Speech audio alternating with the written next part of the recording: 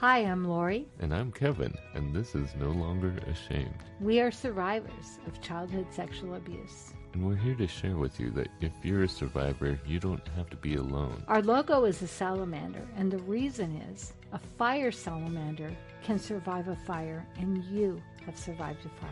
We want to help you with your journey to healing and hope. We are all survivors together, and we walk this journey together, and you are not alone.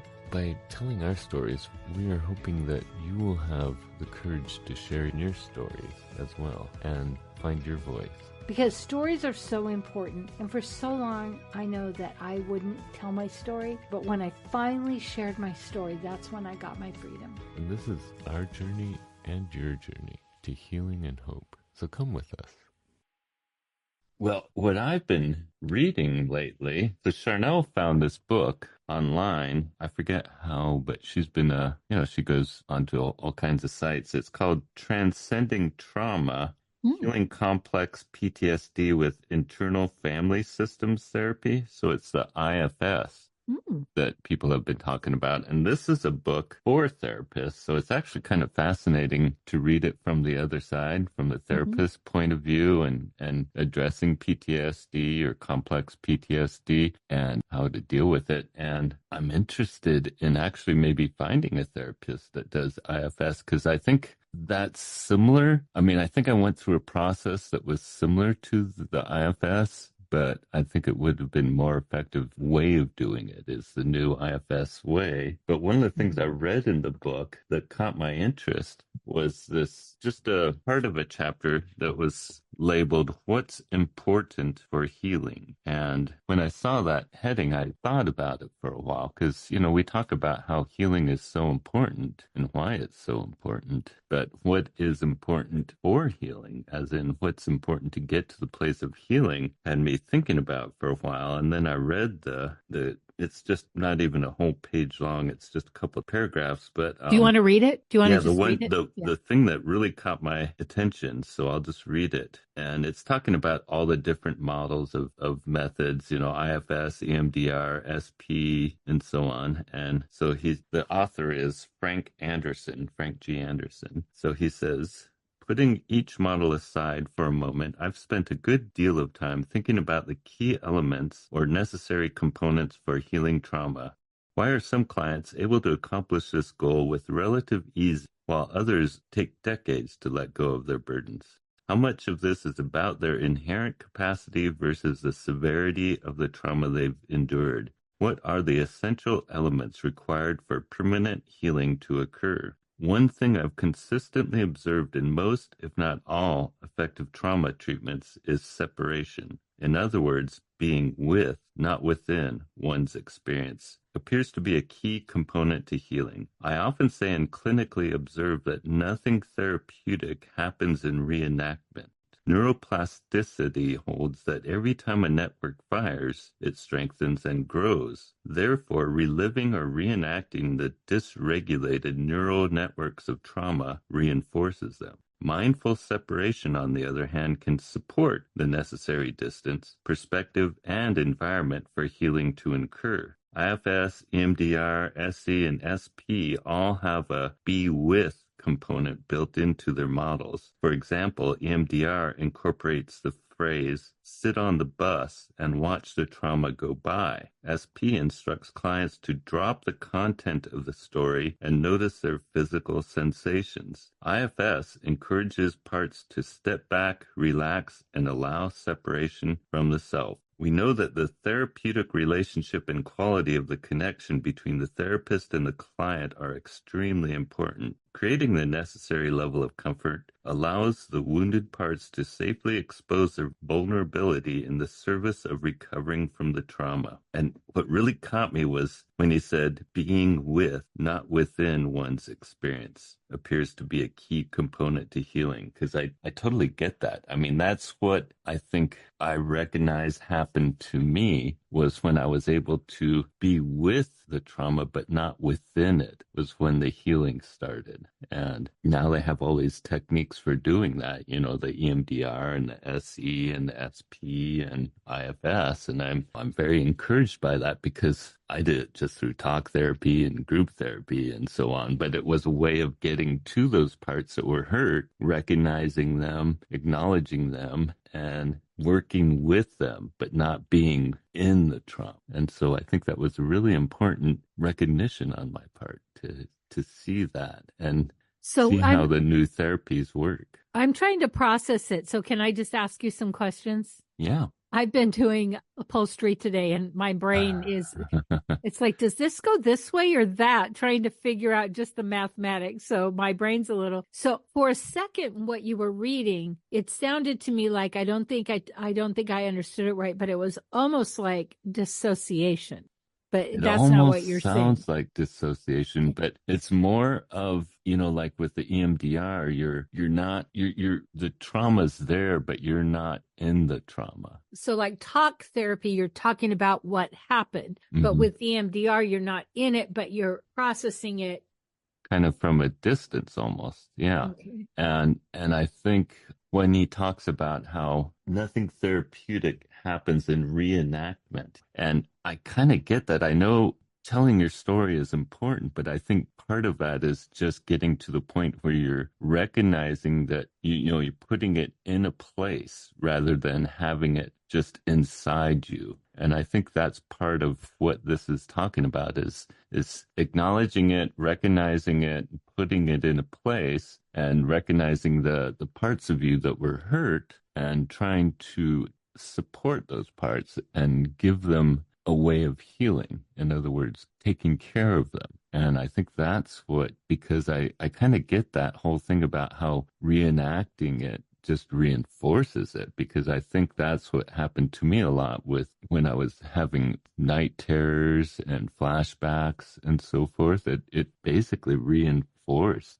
that trauma. It's like the trauma wouldn't go away. And I think that's part of why telling your story is important, because it gives it an outlet. It's not reenacting it, it's giving it an outlet. And part of what happens with PTSD is you reenact it every time you get triggered. And then then all the amygdala and everything goes in as though it is. Yeah. Okay, and so it reinforces that trauma, and it basically makes it stay. It's so interesting. Okay, let me tell you a story and see if I'm tracking with you. Mm-hmm. So when I work with people in recovery, it's really important for them to tell their story. And then it's important for them to tell their story because it helps other people. So the story's first about them, then it's about someone else. But there's this thing that will happen sometimes that I don't agree with, where they talk about, they almost joke and laugh and almost glorify their drug use, even though they're not doing it anymore. And so glorifying or, oh, it's horrible, whatever that is, either way, when you're putting the focus on it in that way, it seems like then you're owning it versus telling the story and putting it out and then letting it be outside of you instead of that happy or terrible memory that you're living in all the time and reliving by saying, oh, it was horrible, or, oh, we had so much fun when we were homeless. Is that what I'm hearing kind of, or?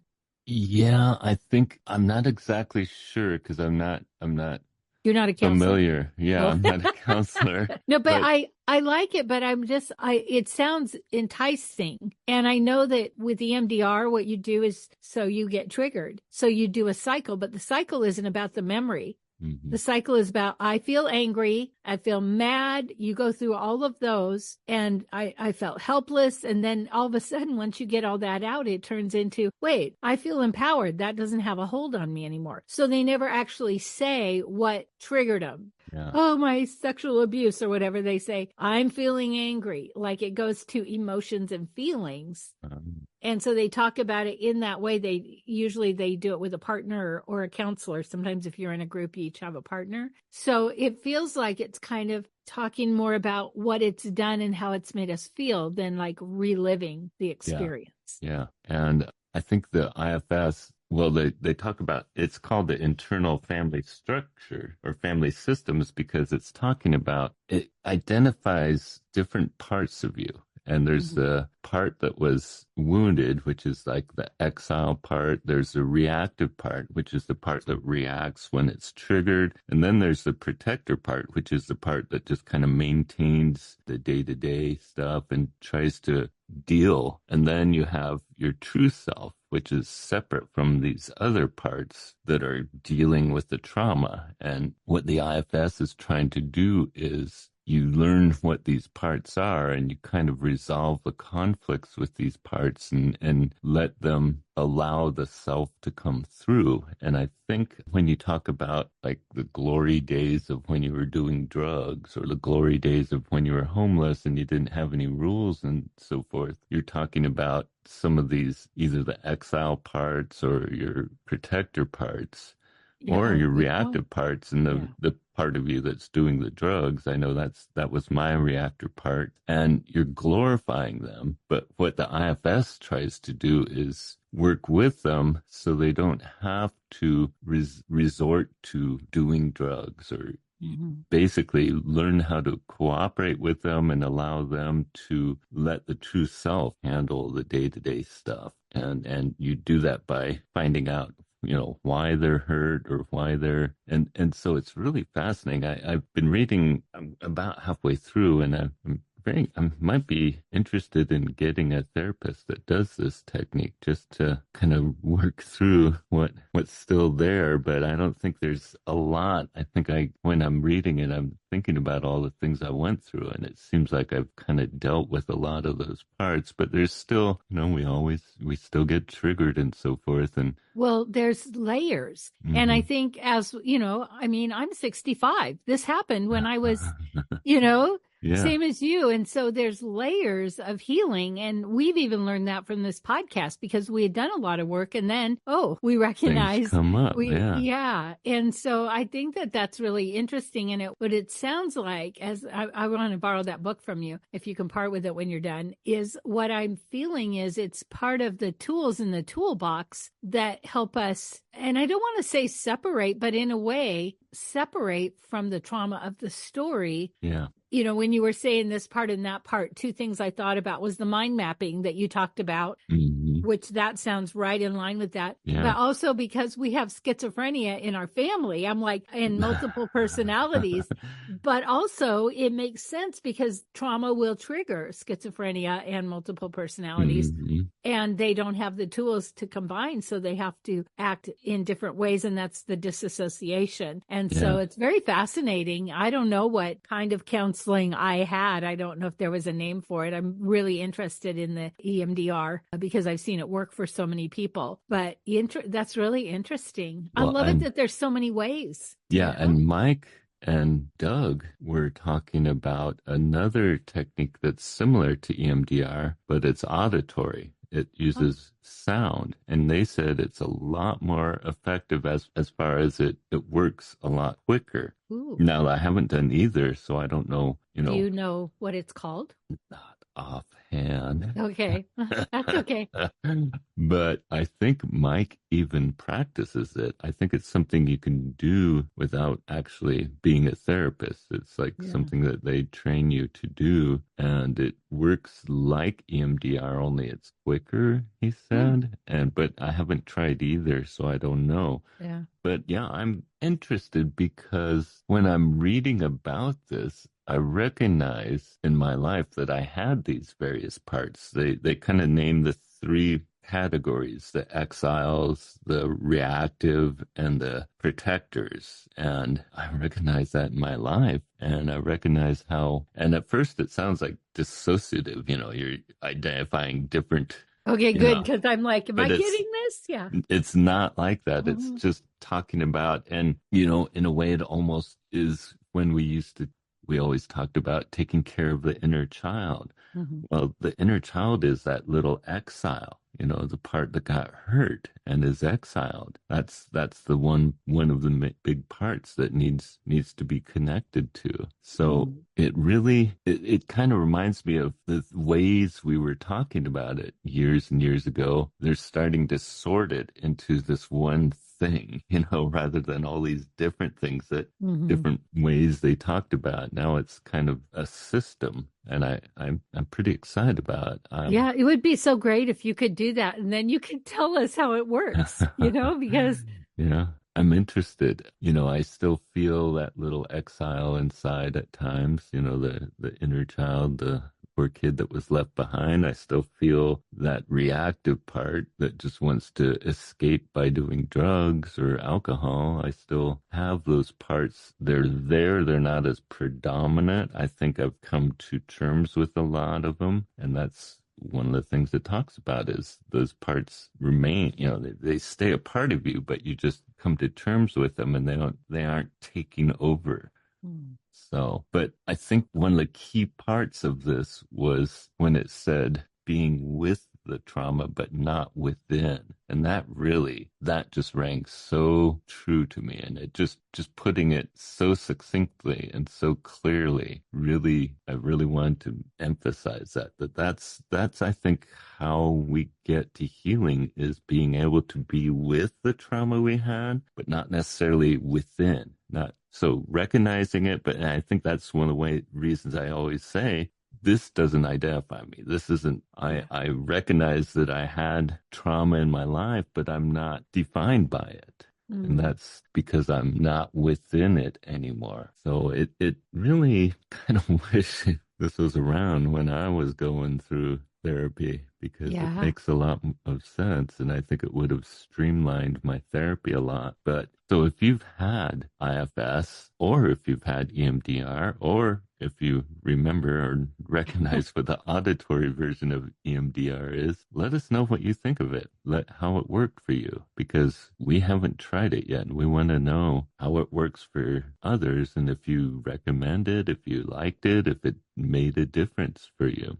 It'd be great to do a panel with people that Yeah. have tried different things. Like even one thing, and it's not a cure, but it's a help, is tapping. Mhm. It's a simple process, but what it does is it validates and helps you move through whatever feelings you're having. And so there are so many amazing things that we can do and use to help us in our healing process. Yeah. Yeah. With the panel with Mike for the Male Sexual Abuse Awareness Day, Luke was talking about how he decompresses, using breathing techniques, and how that's so important when you're being triggered and having, that panicky feeling. He decompresses using the breathing techniques. So there's a lot of techniques that help in the moment, but for the long term, I think some of these other methods are more of a long-term Mm-hmm. solution. And Yeah. yeah, I'd like to know how they work because I believe Mike and Doug and Luke have tried some of these therapies, and I haven't really asked them what they did for them, but let's have a panel about that. Yeah.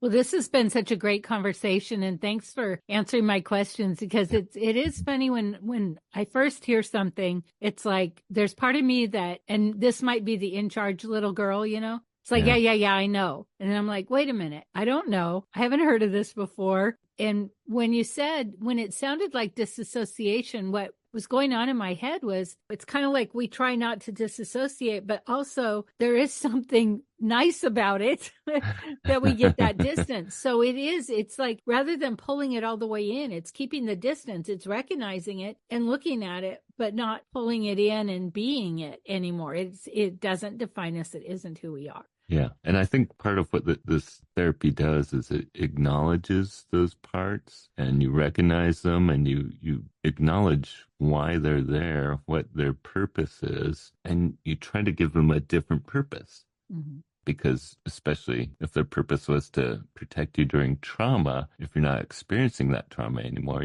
they don't need that purpose anymore, but that's what they did. Right. And so you have to find another purpose for it's like them. Shields up. Yeah. And so yeah. it helps to recognize them, because otherwise they're just there when they feel like they're needed and they charge in. Well, it shifts the control idea. Like we think those things give us control, but they don't. But when you look at this kind of therapy, it's looking at it in a way that actually gives us, it's not the illusion of control. It's actually tools that do help us have some control over what we're doing, how we're healing. It's not just that reactive, I'm in control, I have to control everything kind of thing. Yeah. Yeah. And the good thing about it is possible. And so when we talk about healing, I think that's an important way to define it, is being with the trauma that we had, but not within it. Mm-hmm. Recognizing that the trauma was there, we got through it, we're dealing with the effects, the issues we had, Mm-hmm. but we're not within the trauma. It's not controlling us. It's not who we are. Mm-hmm. Yeah. I love that. I love that. Yeah. So that's it for today. We are going to have a prayer time if you want to stick with us. If not, we believe in you. We want to hear from you. We want to hear your stories. If you like this podcast, please rate and review, because that's how other people can find us. And we really want to spread this message. Father, I just thank you for all your blessings and the recognition that you want us to heal, and you want us to have healing in our lives, and you want to help us to get to that healing. And I'm just thankful that there's so many resources now, and that we can turn to those resources and have help, but you're also there to protect us and to support us and to give us the courage to get to the healing and to give us hope, Lord. And I just pray that you would bring hope to those who are listening and have them to know that you're on their side, that you want them to have healing. In your name I pray. Father, thank you that you love us so much. Thank you that healing is in your plan for us. Your plan was never for us to be hurt. And I think it's Joshua 1:29. I know the plans I have for you, and that you want us to have a life that can glorify you, where we can have joy and not just constant sadness or frustration or fear. And Lord, I know for me, the fear has been a big thing, because it's that hidden thing. It's that deeper part that doesn't show up on the outside, but is on the inside. And so I thank you so much that you've provided tools for us to heal, counselors to help us. And I pray that we will access everything and every way that we can to heal, so we can restore the joy and live the life that you intended for us. In your Son's holy name, amen. Amen.